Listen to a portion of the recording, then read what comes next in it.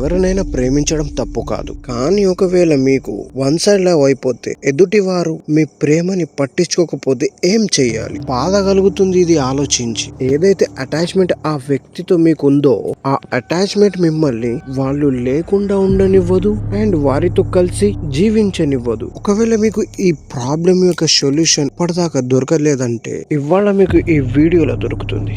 నేను మిమ్మల్ని ఇతరుల లాగా జడ్జి చెయ్యను. నువ్వు వన్ సైడ్ లవ్ లో ఉంటే నువ్వు మూర్ఖుడు అని. కానీ ఈ వీడియో ఎండ్ వరకు మీ one side love all attachments issues పూర్తవుతాయి. అందుకే ఈ వీడియోని ఎండ్ వరకు చూడండి. ఈ వీడియోని మీరు చూసిన తర్వాత మీ ప్రేమించే విధానమే మారిపోతుంది. అన్నిటికన్నా ముందు మీరు తెలుసుకోండి అసలు ప్రేమ అంటే ఏమిటో. లవ్ అనేది ప్రతి ఒక్కరికి వన్ సైడే అవుతుంది అండ్ ఏదైతే టూ సైడ్ లవ్ అవుతుందో అది కేవలం అట్రాక్షన్ మాత్రమే. ఎందుకంటే వన్ సైడ్ లవ్ చేసేవారు అసలు ఆ వ్యక్తి మీద హోప్స్ పెట్టుకోరు. ఎదుటి వారు నాకన్నా ముందు ప్రేమించాలి, అప్పుడే నేను కూడా ప్రేమిస్తానని. అయితే నా ఐ లవ్ యూ ఒక రిప్లై చేస్తే చెయ్యు, లేకుంటే ఏం పర్వాలేదు. I still gonna love you. నాతో ఉంటే ఉండవచ్చు, లేకుంటే వదిలి వెళ్ళవచ్చు. I still gonna love you. ఒకసారి మీరే ఆలోచించండి. ఏ మనిషి అయితే మీకోసం ప్రతి తలుపులు తెరిచి ఉంటాడో వారిని మీరు ఎలా విడిచిపెట్టగలరు? మీరు ఏ విధమైన బంధంతో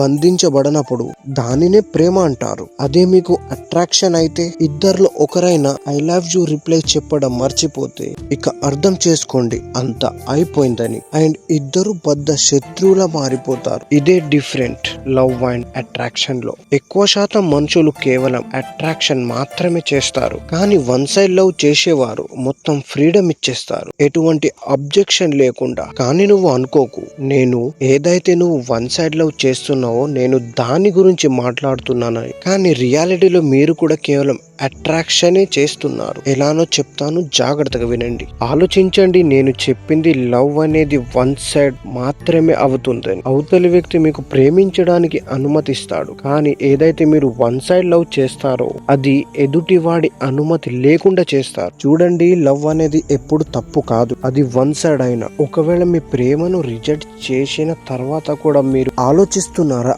ఆమె ఏదో ఒక రోజు మీ ప్రేమని అర్థం చేసుకొని మీ దగ్గరికి వస్తుందని?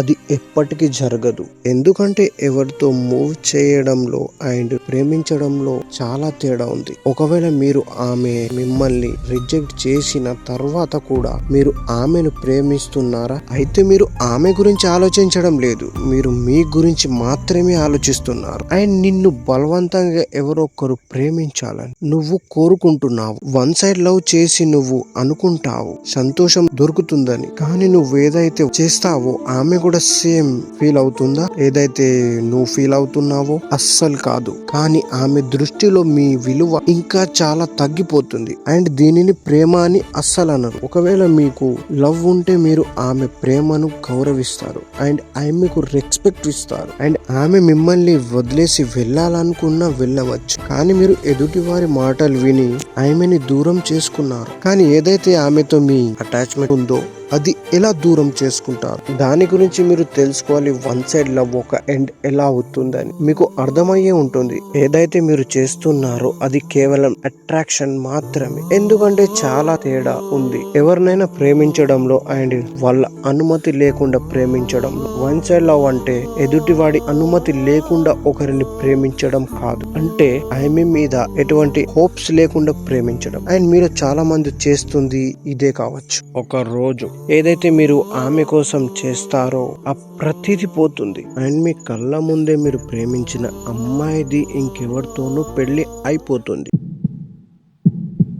ఆ రోజు మీరు గ్రహిస్తారు నన్ను ప్రేమించే వాళ్ళు చాలా మంది ఉన్నారని అండ్ నిన్ను ఎవరు ఎప్పటికీ వదిలి వెళ్ళలేరు. కానీ నువ్వు ఆ రోజు అండ్ ఆ మూమెంట్ లో ఎవరిని పట్టించుకో అండ్ ఆ వివాహం నువ్వు చూడలేకపోతావు అండ్ మీరు జీవితాంతం మిమ్మల్ని మీరు శాపిస్తూనే ఉంటారు. కానీ ఆగండి, ఇంత ఆలోచించకండి. మీరు ఇప్పుడు ప్రజెంట్ లోనే ఉన్నారు, కానీ ఇలా అవ్వచ్చు. భవిష్యత్తులో మీ ప్రేమ కోసం మీ కోసం ఎవరో ఒకరు ఎదురు చూస్తున్నారు, కానీ నువ్వు ముందుకు సాగాలనుకోవడం లేదు. ఒకవేళ మీరు నిజంగా ప్రేమిస్తే ఆమెను మీ లైఫ్ లో నుంచి పోనివ్వండి అండ్ ఫ్యూచర్ లో మీకోసం ఎదురు చూసే వ్యక్తిని మీ లైఫ్ లో రానివ్వండి.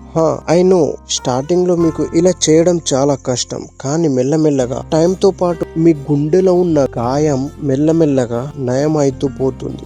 అండ్ నువ్వు ముందు నేను చెప్పిన ఈ మాటలకు చింతించవు అండ్ ఏదో ఒక సైకాలజిస్ట్ దగ్గర పోయే కన్నా మన ఛానల్ ని సబ్స్క్రైబ్ చేసుకోండి.